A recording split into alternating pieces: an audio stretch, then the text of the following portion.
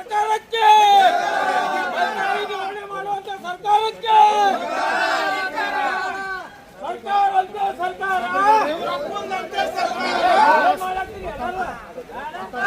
ಕರ್ನಾಟಕ ರಾಜ್ಯ ರೈತರ ಸಂಘಕ್ಕೆ ರಾಜ್ಯ ರೈತರ ಸಂಘಕ್ಕೆ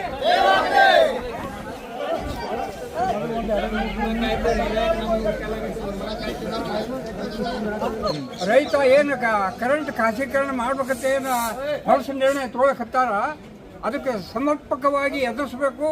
ಇವರು ಕೇಳಿರಪ್ಪ ಅಂದರೆ ಹೆದ್ದಾರಿ ಬಂದ್ ಮಾಡಬೇಕು. ಗ್ರಾಮಗಳಲ್ಲಿ ಪ್ರತಿಯೊಬ್ಬ ರೈತ ಹೆಣ್ಣು ಮಕ್ಕಳಿಗಾಗಲಿ ಗಂಡಾಗಲಿ ನಾವು ನಿಂತು ಸೊಟ್ಟು ಹೊಡೆದು ಈ ಸರ್ಕಾರಕ್ಕೆ ಹೆಡಮುರಿಗೆ ಕಟ್ಟಬೇಕು ಅನ್ನುವಂಥ ಲೆಕ್ಕದಾಗ ನಾವು ಎಲ್ಲರೂ ಕೂಡೀವಿ. ಇದರಲ್ಲಿ ಯಾವುದೇ ಪರಿಸ್ಥಿತಿ ಅಲ್ಲಿಗ ಈ ಸೆಂಟ್ರಲ್ನವರಾಗಲಿ ಕರ್ನಾಟಕ ಸರ್ಕಾರದವರಾಗಲಿ ಸಬ್ಗೆ ಸಾಥ್ ಸಬ್ಗೆ ವಿಕಾಸ್ ಬಾಯಿ ಬಿಟ್ಟು ಹೇಳ್ತಾರೆ, ಎಲ್ಲರಿಗಿಂದ ಸರ್ವನಾಶ ಮಾಡ್ಲಿಕ್ಕತ್ತಾರ.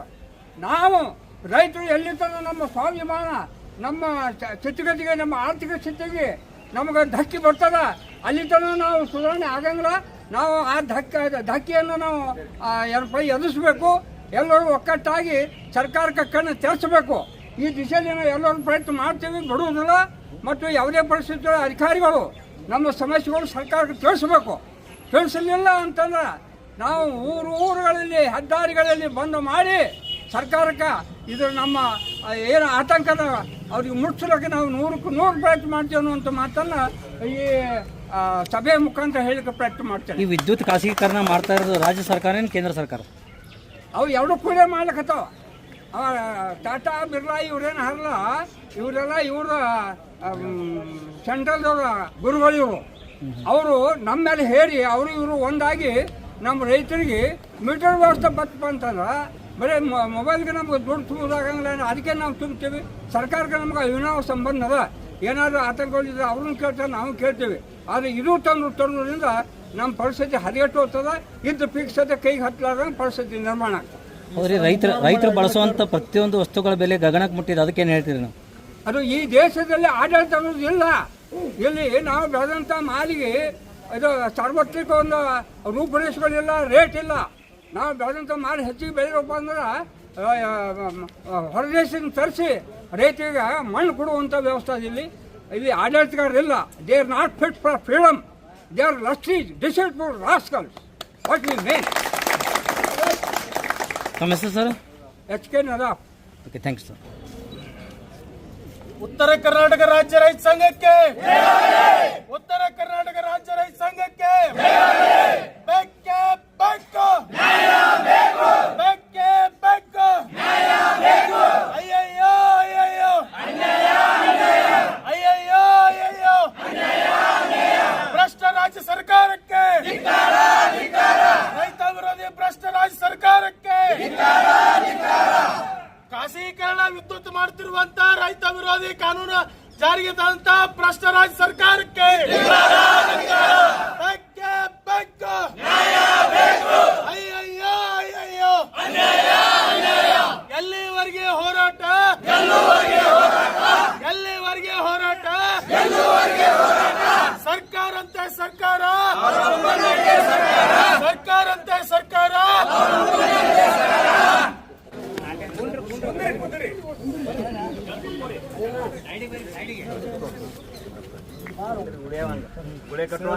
ಪರಿಸ್ಥಿತಿ ಈಗ ರೈತರದು ಈಗ ಮೊದಲ ಮಳೆಗಾಲ ಇಲ್ಲ, ಮಳೆ ಕೊರತೆ ಐತಿ, ಡ್ಯಾಮ್ಗಳೆಲ್ಲ ನೀರಿಲ್ಲ. ಇಂಥ ಸ್ಥಿತಿ ಒಳಗೆ ಇವತ್ತು ರಾಜ್ಯ ಸರ್ಕಾರ ವಿದ್ಯುತ್ ಖಾಸಗೀಕರಣ ಮಾಡ್ತಾ ಇದೆ. ಅದನ್ನು ನಾವು ಸಂಪೂರ್ಣವಾಗಿ ಖಂಡಿಸ್ತೇವೆ. ರಾಜ್ಯ ಸರ್ಕಾರಕ್ಕೆ ಇವತ್ತು ನಾವು ಎಲ್ಲ ಜಿಲ್ಲೆಗಳಲ್ಲಿ ನಾವು ರಾಜ್ಯ ಸರ್ಕಾರಕ್ಕೆ ಒಂದು ಎಚ್ಚರಿಕೆ ಸಂದೇಶವನ್ನು ಕಳಿಸ್ಕೊಂಡಿರ್ತೀವಿ. ಇಂಥ ಸ್ಥಿತಿ ಒಳಗೆ ವಿದ್ಯುತ್ ಖಾಸಗೀಕರಣ ಮಾಡೋದ್ರಿಂದ ನಮ್ಮ ರೈತರು ಬದುಕೋದು ಭಾಳ ಕಷ್ಟ ಆಗ್ತೈತಿ.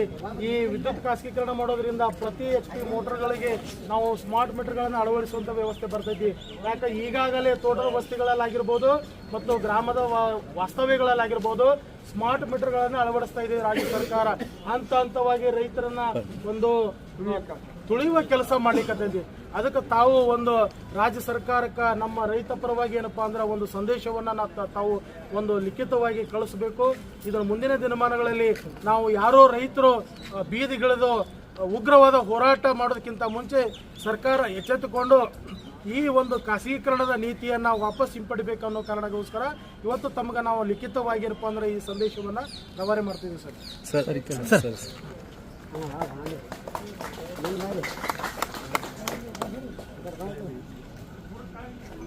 Okay sir.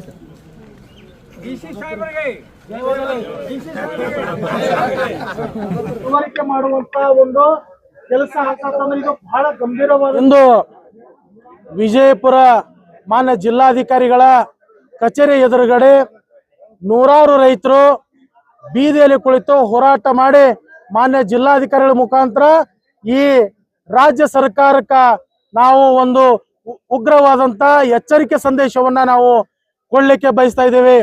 ಯಾಕಂತಂದ್ರೆ ಯಾವಾಗ್ಲೂ ಯಾವುದೇ ಸರ್ಕಾರ ಬಂದ್ರು ರೈತರ ಬೆನ್ನೆಲುಬು ಮತ್ತು ಈ ರೈತ ಪರ ಆಡಳಿತ ಅಂತ ಹೇಳಿ ಇವತ್ತು ರೈತರನ್ನ ನಡು ಬೀದಿಯಲ್ಲಿ ಕೂಡಿಸಿ ರೈತರಿಗೆ ನೇಣು ಹಾಕುವಂತ ಪರಿಸ್ಥಿತಿಯನ್ನ ಈ ರಾಜ್ಯ ಸರ್ಕಾರ ತಂದಿದೆ. ಈ ಟಾಟಾ ಪವರ್ ಕಂಪನಿಗೆ ರಾಜ್ಯ ಸರ್ಕಾರ ಮೊದಲನೇ ಹಂತದಲ್ಲಿ 14 ಜಿಲ್ಲೆಗಳಲ್ಲಿ ಒಂದು ಟ್ರಯಲ್ ಹಂತದಲ್ಲಿ ಖಾಸಗೀಕರಣ ಮಾಡಲಿಕ್ಕೆ ಹೊರಟಿದೆ. ಇದರಿಂದ ಮುಂದಿನ ದಿನಮಾನಗಳಲ್ಲಿ ನಮ್ಮ ರೈತರಿಗೆ ಅನ್ನದಾತನಿಗೆ ಒಂದು ಬಹಳಷ್ಟು ಸಂಕಷ್ಟ ತಂದೊಡ್ಡುವಂತ ಪರಿಸ್ಥಿತಿ ಎದುರಾಗುತ್ತ. ಯಾಕಂತಂದ್ರೆ ನಾವು ಈ ರೈತರು ಜಮೀನುಗಳಲ್ಲಿ ಯಾವುದೋ 5 HP 10 HP ಬಳಸ್ಕೊಂಡು ಒಂದು 10 ಎಕರೆನೋ 2 ಎಕರೆನೋ ನೀರಾವರಿ ಬದುಕಿಗಾಗಿ ಮಾಡ್ತಿರ್ತಾರೆ.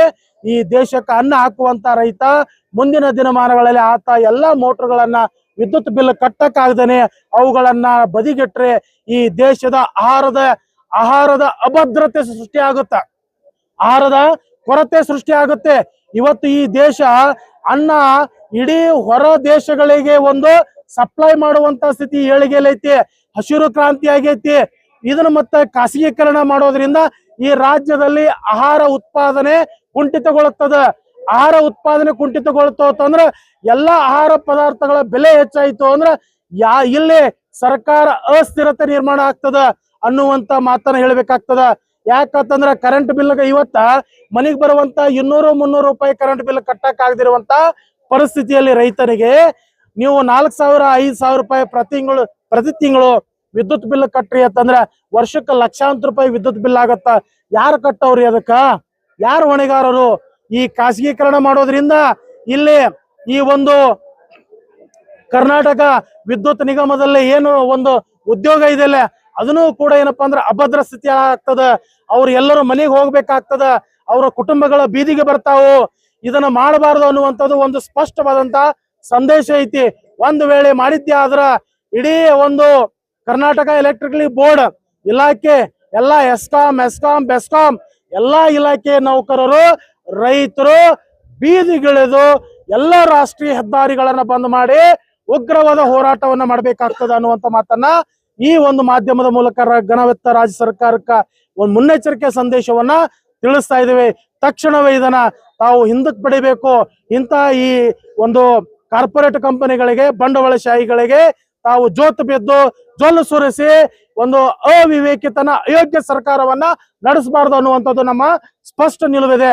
ಅದಕ್ಕೇನಪ್ಪಾ ಅಂದ್ರೆ ಇವತ್ತು ನಾವು ಈ ನೂರಾರು ಜನ ರೈತರು ಈ ರಾಜ್ಯ ಸರ್ಕಾರಕ್ಕ ಒಂದು ಎಚ್ಚರಿಕೆ ಸಂದೇಶವನ್ನ ಕೊಡ್ಲಿಕ್ಕೆ ನಾವು ಇವತ್ತು ಮಾನ್ಯ ಜಿಲ್ಲಾಧಿಕಾರಿಗಳ ಮುಖಾಂತರ ನಾವು ಮನವಿಯನ್ನ ಸಲ್ಲಿಸ್ತಾ ಇದ್ದೇವೆ. ರಾಜ್ಯಾಧ್ಯಕ್ಷರು ಶಂಕರಗೌಡ ಹಿರೇಗೌಡರು, ಉತ್ತರ ಕರ್ನಾಟಕ ರಾಜ್ಯ ರೈತ. ಹಾ ಒಬ್ಬೊಬ್ರು ಕೇಳ್ರಿ. ರೈತರ ಭೂಮಿಗೆ ಡಬಲ್ ರೇಟ್ ಕೊಡ್ತೀವಿ ಅನ್ನುವಂಥದ್ದು ಸರ್ಕಾರ ಹೇಳಿರುವಂಥದ್ದು. ಈಗ ಹೇಳ್ಬೇಕು ಅಂತಂದ್ರ ನಾವು ಖಾಸಗೀಕರಣದಲ್ಲಿ ಯಾರು ರೈತರು ನೀವು ಜಮೀನು ಕೊಡ್ತೀರಿ, ಇಲ್ಲೇ ನಡೆದಿದೆ. ನಾವು ಬೆಂಗಳೂರಲ್ಲಿ ಬಿಡದಿ ಟೌನ್ಶಿಪ್ ಅಂತೇಳಿ ಪ್ರತಿ ಎಕರೆಗೆ ನಾವು 2.5 ಕೋಟಿದಿಂದ 3 ಕೋಟಿ 3.5 ಕೋಟಿವರೆಗೂ ನಾವು ಜಮೀನಿಗೆ ಕೊಡ್ತೀವಿ ಅಂತ ಹೇಳ್ತಾರ. ನಾವ್ ಹೇಳ್ತೀವ್ರಿ ಅಲ್ರಿ, ಇಡೀ ಉತ್ತರ ಕರ್ನಾಟಕ ಜನ ನಮ್ಮ ಜಿಲ್ಲೆಗೆ ನಮಗ ಉದ್ಯೋಗ ಕೊಟ್ಬಿಡ್ರಿ, ನಾವ್ಯಾಕಲ್ಲಿ ಬೆಂಗಳೂರಾಗ ಸಹಾಯಕ್ ಬರೋಮ್ರಿ? ನಮ್ದೇನ್ ಕೆಲಸ ಐತೆ ಅಲ್ಲಿ? ನಮ್ಗ ಇಲ್ಲಿ ಉತ್ತರ ಕನ್ನಡ ಪ್ರತ್ಯೇಕ ಕೊಟ್ಬಿಡ್ರಿ. ನೀವು 20,000 ಕೋಟಿ ರೂಪಾಯಿ ಇನ್ವೆಸ್ಟ್ಮೆಂಟ್ ಮಾಡೋ ಬದ್ಲಿ ಪ್ರತಿ ಜಿಲ್ಲೆಗೆ ನೀವು 1,100,000 ರೂಪಾಯಿ ಕೋಟಿ ನೀವು ಇನ್ವೆಸ್ಟ್ಮೆಂಟ್ ಮಾಡ್ರಿ. ನಮ್ಮ ಮಕ್ಕಳು, ನಮ್ಮ ಸಹೋದರರು, ತಂದೆ ತಾಯಿ ಬೆಂಗಳೂರು ಬಿಟ್ಟು ವಾಪಸ್ ನಮ್ಮ ಜಿಲ್ಲೆಗೆ ಬರ್ತಾರೆ. ಅಲ್ಲಿ ಮೊದ್ಲ ಟ್ರಾಫಿಕ್ ಏನಪ್ಪಾ ಅಂದ್ರೆ 3 ತಾಸು 4 ತಾಸು ಒಂದೊಂದ್ ಸ್ಥಳಕ್ಕೆ ಹೋಗ್ಬೇಕು. ಅಂತ ಒಂದು ಧೂಳು ಕುಡ್ಕೊಂತ ಅಂತ ಒಂದು ಮೆಟ್ರೋಪಾಲಿಟನ್ ಸಿಟಿಯಲ್ಲಿ ಬದುಕುವಂತ ಸ್ಥಿತಿ ಅವಶ್ಯಕತೆ ಇಲ್ಲ. ಇಡೀ ಉತ್ತರ ಕರ್ನಾಟಕದವ್ರು ಬಂದು ಅಲ್ಲಿ ಸ್ವಿಗ್ಗಿ, ಜೊಮ್ಯಾಟೊ ಏನೋ ಡೆಲಿವರಿ ಬಾಯ್ಸ್, ಯಾವುದೋ ವಾಚ್ಮ್ಯಾನ್, ಸೆಕ್ಯೂರಿಟಿ ಕೆಲಸ ಮಾಡೋ ಅವಶ್ಯಕತೆ ಇಲ್ಲ. ನಮ್ಮ ಜಮೀನಲ್ಲಿ ನಾವು ಬದುಕ್ತಿವಿ. UKP 3rd ಸ್ಟೇಜ್ ಅಲ್ಲಿ ಏನಪ್ಪಾ ಅಂದ್ರೆ 20 ವರ್ಷದಿಂದ ನೀವು ಪರಿಹಾರ ಕೊಡ್ತಾ ಇಲ್ಲ ಭೂಮಿಗೆ.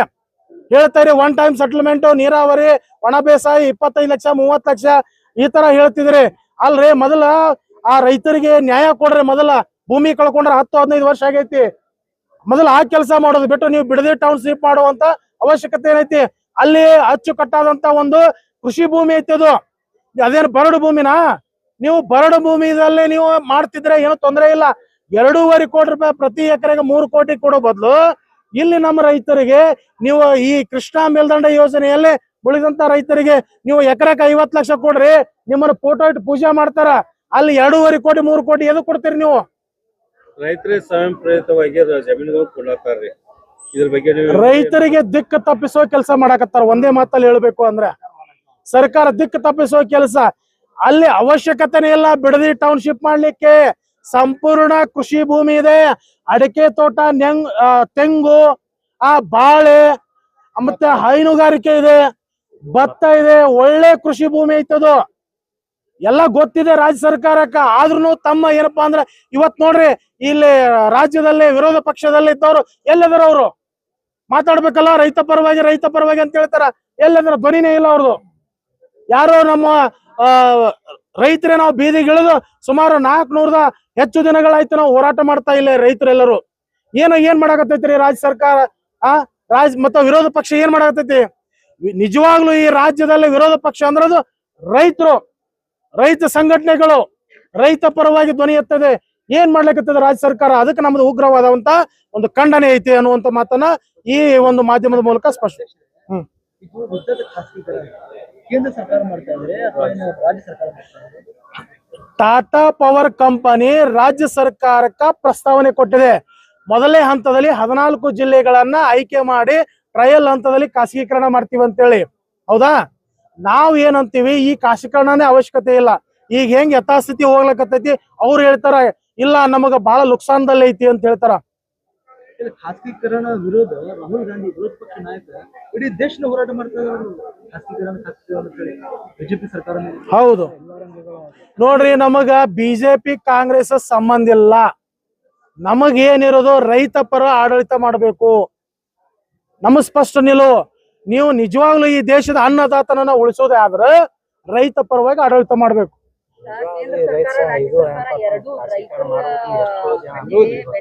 ಹೌದು, ಇದು ಬೆಣ್ಣೆ ಒರ್ಸೋದಲ್ರಿ, ಸುಮ್ನೆ ಮೂಗಿ ತುಪ್ಪ ಒರೆಸಿ ಆಮೇಲೆ ನಿಮ್ಮ ತುಪ್ಪ ಕುಡಿಸ್ತೀವಿ ಅಂತ ಹೇಳಿ ಪಾಪ ಮುಗ್ಧ ರೈತರ್ರಿ ಗೊತ್ತಾಗಂಗಿಲ್ಲ. ನಾವು ಹೆಂಗ್ ಅನ್ಕೊಂಡ್ಬಿಡ್ತೀವಿ ಅಂದ್ರೆ ಇವತ್ತು ನಮಗೆ ಬಿಡದಿ ಟೌನ್ಶಿಪ್ ಅಲ್ಲಿ 2.5 ಕೋಟಿ 3 ಕೋಟಿ ರೂಪಾಯಿ ಕೊಟ್ರೆ ನಾವು ಹೊರಗಡೆ ಹೋಗಿ 50 ಎಕರೆ ನಾವು ಜಮೀನ್ ತಗೋಬಹುದು ಅಂತ ಏನೋ ವಿಚಾರ ಐತೆ. ಅವ್ರ ಭವಿಷ್ಯ ದೃಷ್ಟಿಯಿಂದ ಅವ್ರದ್ದು ತಪ್ಪಲ್ಲ. ಬಟ್ ಸರ್ಕಾರಕ್ಕೆ ನಾವು ಸಂದೇಶ ಏನ್ ತಿಳಿಸ್ತಾ ಇರೋದು ಅಂದ್ರೆ, ನೀವು ಪ್ರತಿ ಎಕರೆಗೆ 2.5-3 ಕೋಟಿ ರೂಪಾಯಿ ಖರ್ಚು ಮಾಡೋ ಬದಲು ಆ 20,000 ಕೋಟಿ ಇನ್ವೆಸ್ಟ್ಮೆಂಟ್ ಏನ್ ಮಾಡಾಕತ್ತೀರಲ್ಲ ಅದನ್ನ ತಂದು ಉತ್ತರ ಕರ್ನಾಟಕಕ್ಕೆ ಮಾಡ್ರಿ, ಪ್ರತಿ ಜಿಲ್ಲೆಗೆ ಮಾಡ್ರಿ. UKP ದಲ್ಲಿ ಭೂಮಿ ಕಳ್ಕೊಂಡವ್ರು 20 ವರ್ಷ ಆಯ್ತು. ನೀವು ಅದನ್ನ 5 ವರ್ಷ ನಾವು ಹಂತವಾಗಿ ಮಾಡ್ತೀರಿ ಅಂತೀರಿ.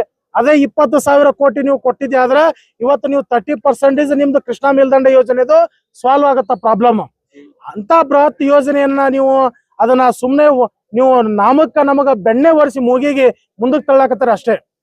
ಈಗ ಈ ಕೆಲವೊಂದು ಜಿಲ್ಲೆಗಳಿಗೆ ಆಯ್ಕೆ ಮಾಡಿ ಅದು ಟ್ರಯಲ್ ರೆಡಿ ಮಾಡಿ. ಹೌದೌದೌದು. ಅಕಸ್ಮಾತ್ ಅದು ವಿಫಲ ಆದ್ರೆ ದುಡ್ಡು ಏನು, ಯಾರು ಜವಾಬ್ದಾರಿ? ಯಾವ್ದು ಬಿಡದಿ ಟೌನ್ಶಿಪ್ ಅವರು ವಿಫಲ ಆಗಕ್ ಬಿಡಂಗಿಲ್ಲ. ಮಾನ್ಯ ಮುಖ್ಯಮಂತ್ರಿಗಳು DKC ಸಾಹೇಬ್ರು ಹೇಳ್ಯಾರ, ರೈತರ ಅಂಗಿ ಹರಿದ್ರು ಬಿಡದಿ ಟೌನ್ಶಿಪ್ ನಾ ಮಾಡ್ತೀನಿ ಅಂತ ಹೇಳ್ಯಾರ ಅವ್ರು. ಹಂಗಿದ್ರೆ ನಿಮ್ ಸಂಘಟನೆ ಅಲ್ಲಿ ಬಿಡದಿ ಒಳಗ ಯಾವ ರೀತಿ ಕೆಲಸ ಮಾಡಾಕ್ತದೆ? ಈಗ ರೈತ ಪರ ಸಂಘಟನೆಗಳು ಎಲ್ಲ ಅಲ್ಲಿ ಹೋಗ್ಲೇಬೇಕು, ಒಗ್ಗಟ್ಟಾಗ್ಬೇಕು ಅನ್ನುವಂಥದ್ದು ಐತಿ. ಬಟ್ ನಿಮ್ ಸಂಘಟನೆ ಅಲ್ಲಿ ಯಾವ ರೀತಿ ಕೆಲಸ ಮಾಡುತ್ತೆ? ನಮ್ಮ ಎಲ್ಲಾ ರೈತ ಸಂಘಟನೆಗಳು ಅಲ್ಲಿ ರೈತರಿಗೆ ಬೆನ್ನೆಲುಬಾಗಿ ಹೋರಾಟಕ್ಕ ಅವರ ಆತ್ಮಸ್ಥೈರ್ಯವನ್ನ ತುಂಬಲಿಕ್ಕೆ ಸಂಪೂರ್ಣ ನೈತಿಕ ಬೆಂಬಲನೂ ಇದೆ, ಎಲ್ಲಾ ರೀತಿಯಿಂದ ಸಪೋರ್ಟ್ ಇದೆ, ಬೆಂಬಲ ಇದೆ. ಆದ್ರೆ ಇವತ್ತು ಸರ್ಕಾರ ಏನ್ ಮಾಡ್ತಿದೆಯಲ್ಲ, ಈ ರೈತ ವಿರೋಧಿ ಕಾನೂನು ಜಾರಿಗೆ ತಂದು ಬೇಡ ಅಂತಂದ್ರು ನಾವು ಮಾಡ್ತೀವಿ ಅನ್ನುವಂಥದ್ದು ಉದ್ದಟತನದು. ಶಂಕರಗೌಡ ಹಿರೇಗೌಡ, ರಾಜ್ಯಾಧ್ಯಕ್ಷರು, ಉತ್ತರ ಕರ್ನಾಟಕ ರಾಜ್ಯ ರೈತ ಸಂಘ.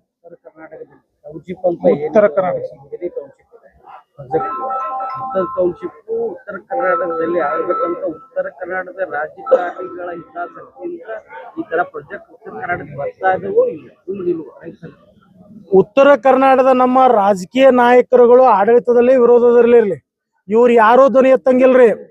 ಇವ್ರು ಎಲ್ಲ ಅಡ್ಜಸ್ಟ್ಮೆಂಟ್ ಅದಾರ. ಕೇಳಬೇಕಾಗಿತ್ತು, ಇಷ್ಟು ದಿನ ಆದ್ರೂ ನಡೆದಿದೆ. ಸುಮಾರು 400 ದಿನಗಳಿಗಿಂತ ಹೆಚ್ಚಿನ ದಿನಗಳು ಹೋರಾಟ ನಡಿಲಿಕ್ಕತ್ತದ. ಮತ್ತೆ ಇವ್ರು ಉತ್ತರ ಕರ್ನಾಟಕದವರು ರಾಜಕೀಯ ನಾಯಕರು ಏನ್ ಮಾಡ್ಲಿಕ್ಕತ್ತಾರ? ಯಾಕಲ್ಲಿ 20,000 ಕೋಟಿ ರೂಪಾಯಿ ಇನ್ವೆಸ್ಟ್ಮೆಂಟ್ ಮಾಡಿ ರೈತರನ್ನ ಒಕ್ಕಲೆಬ್ಬಿಸುವ ಕೆಲಸ ಮಾಡಕತ್ತೀರಿ ನೀವು. ಅದೇ ಹಣವನ್ನ ನಮ್ಮ ಕ್ಷೇತ್ರಗಳಿಗೆ ಅಭಿವೃದ್ಧಿ ಕೊಟ್ರೆ ಇವತ್ತು ಗ್ರಾಮಗಳಲ್ಲಿ ನೋಡ್ರಿ, ರೈತರಿಗೆ ಹೋಗ್ಲಾಕ ಜಮೀನುಗಳಿಗೆ ಹಾದಿ ಇಲ್ಲ. ಅಲ್ಲಿ ಹಾದಿ ಇಲ್ಲ ಜಮೀನುಗಳಿಗೆ ಹೋಗ್ಲಿಕ್ಕೆ. ಪಾಪ ಅವ್ರ ರೈತರು ತಮ್ಮ ಜಮೀನುಗಳಿಗೆ ಹೋಗ್ಲಿಕ್ಕೆ ಒಂದು ಹಾದಿ ಮಾಡಿ ಕೊಟ್ರ ಅವರ ಭವಿಷ್ಯ ಉದ್ಧಾರ ಆಗ್ತದ, ಅವ್ರ ಕುಟುಂಬ ನಿರ್ವಹಣೆ ಆಗ್ತದ. ಗ್ರಾಮಗಳಲ್ಲಿ ಹೋಗ್ರಿ ನೀವು, ಎಲ್ಲಾ ರಸ್ತೆಗಳು ಕಳಪೆ ಮಟ್ಟದಲ್ಲಿದಾವ್, ಏನೂ ಕೆಲಸ ಮಾಡಾಕತ್ತಿಲ್ಲ. ಮತ್ ಹೇಳ್ತಾರ ಇಲ್ಲ ನಾವು ಗ್ಯಾರಂಟಿಗಳಿಗೆ ಹಣ ಹೊಂದಿಸೋದ್ರಲ್ಲೇನೆ ನಾವು ಬಹಳ ಸಾಲ ಮಾಡಾಕತ್ತೀವಿ, ಕಷ್ಟ ಆಗ್ಲಿಕ್ಕತ್ತದ, ಅಭಿವೃದ್ಧಿ ಕೊರತೆ ಆಗ್ಲಿಕ್ಕತ್ತದ ಅಂತ ಹೇಳ್ತಾರ ಒಂದ್ ಕಡೆ. ಮತ್ ಇನ್ನೊಂದ್ ಕಡೆ ಹೇಳ್ತಾರ ಇಲ್ಲ ಅಭಿವೃದ್ಧಿಗೆ ಏನು ಕೊರತೆ ಇಲ್ಲ, ಎಲ್ಲಾ ಹಣ ವ್ಯವಸ್ಥೆ ಇದೆ ಅಂತ ಹೇಳ್ತಾರ. ಇದೆಲ್ಲ ಸುಮ್ನೆ ನಾಟಕ ರೀ, ನಾಟಕ. ಇದು ಜನರನ್ನ ದಿಕ್ಕು ತಪ್ಪಿಸುವಂತ ಕೆಲಸ ಇದು. ಅದಕ್ಕ ತಕ್ಷಣ ಇದನ್ನ ಮಾನ್ಯ ಮುಖ್ಯಮಂತ್ರಿಗಳು ಏನಪ್ಪಾ ಅಂದ್ರೆ ಇದನ್ನ ಗೌರವಯುತವಾಗಿ ಹಿಂಪಡಿಬೇಕು. ಬಿಡದಿ ಟೌನ್ಶಿಪ್ ಆಗಿರ್ಲಿ ಅಥವಾ ಈ ವಿದ್ಯುತ್ ಖಾಸಗೀಕರಣ ಆಗಿರ್ಲಿ, ಇವೆಲ್ಲ ವಾಪಸ್ ತಗೊಂಡು ರೈತ ಪರ ಆಡಳಿತ ಮಾಡ್ಬೇಕ್ರಿ. ಯಾಕೆ ಇವೆಲ್ಲ ತಪ್ಪು ಕಲ್ಪನೆ? ಇವೆಲ್ಲ ತಮ್ದು ಏನೋ ಒಂದು ಅಲ್ಲಿ ಜಮೀನುಗಳದಾವ್, ಇನ್ನೇನ್ ಹೇಳೋದು? ಅವ್ರದ್ದೆಲ್ಲ ಅಲ್ಲೆಲ್ಲ ಬಿಡದಿಯಲ್ಲಿ ಇವ್ರು ಎಲ್ಲ ವೈಯಕ್ತಿಕ ಪ್ರಾಪರ್ಟಿ ಅದಾವ್, ರಿಯಲ್ ಎಸ್ಟೇಟ್ ಮಾಡ್ಕೊಳ್ಳೋಕೋಸ್ಕರ. ಇವ್ರು ವಿರೋಧ ಪಕ್ಷದವ್ರು ಧ್ವನಿ ಎತ್ತಿಲ್ಲ ಅಂದ್ರೆ ಅರ್ಥ ಏನು? ಇವ್ರು ಜಮೀನುಗಳದಾವ ಅಲ್ಲಿ, ಇವ್ರು ಮಾರ್ಕೆಟ್ ವ್ಯಾಲ್ಯೂ ಹೆಚ್ಚಿಗೆ ಮಾಡ್ಕೊಳ್ಳಿಕ್ಕೆ, ತಮ್ಮ ಪ್ರಾಪರ್ಟಿ ವ್ಯಾಲ್ಯೂ ಹೆಚ್ಚಿಗೆ ಮಾಡ್ಕೊಳ್ಳಿಕ್ಕ ಇವ್ರು ಸುಮ್ನ ಏನೋ ಅಭಿವೃದ್ಧಿ ಹೆಸರು ಹೇಳ್ಕೊಂಡು ಇದನ್ನ ಮಾಡಾಕತ್ತಾರ ಅಷ್ಟ. ಇನ್ನಷ್ಟು ಸುದ್ದಿಗಾಗಿ ನಮ್ಮ News 11 ಕರ್ನಾಟಕ ಚಾನೆಲ್ಗೆ ಲೈಕ್ ಮಾಡಿ, ಶೇರ್ ಮಾಡಿ, ಸಬ್ಸ್ಕ್ರೈಬ್ ಮಾಡಿ.